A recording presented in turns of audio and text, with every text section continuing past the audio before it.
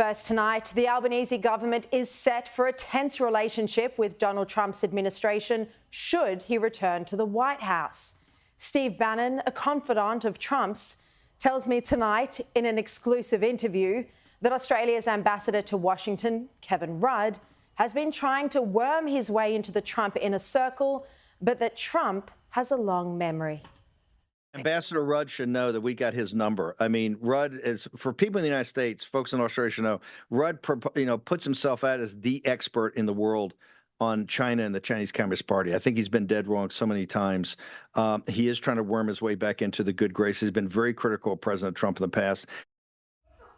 This comment backs up reporting by Cameron Stewart in The Australian that Kevin Rudd is working overtime to build bridges with Trump Republicans who'd be involved in a second Donald Trump presidency, despite his previous strident criticism of the former US president.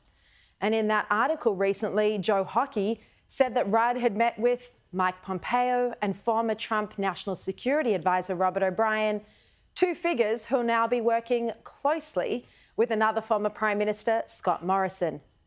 Now, you'll recall that Anthony Albanese insisted he wasn't going to make Rudd Australia's Washington ambassador. And then, after the election, that's exactly what he did. There were concerns because the ambassador needs to have a good relationship with both sides of politics. And Rudd has called Trump nuts and said he was the most destructive president in history. In a tweet, Rudd said he drags America and democracy through the mud. He thrives on fomenting, not healing, division. He abuses Christianity, church and Bible to justify violence, all aided and abetted by Murdoch's Fox News network in America, which feeds this.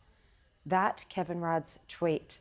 So Steve Bannon's comments in my interview that's coming up a bit later tonight indicate that the Albanese government has cause for concern should Trump win the election later this year. Now, Bannon also spoke about the push by the Democrats to allow illegal immigrants to vote in the US election. Bannon said it could very well change the outcome in November. He also said Trump's looking for a female VP, and he spoke about the likelihood of Michelle Obama running on a ticket with Gavin Newsom. He also said that Trump would be committed to Australia having nuclear-powered submarines. I strongly believe President Trump will pick a woman as his vice president. If Biden was to magically go away, Kamala Harris would lose to Trump by 30 points. They want the Democratic establishment and their base. They want Michelle Obama. They would love to have Gavin Newsom.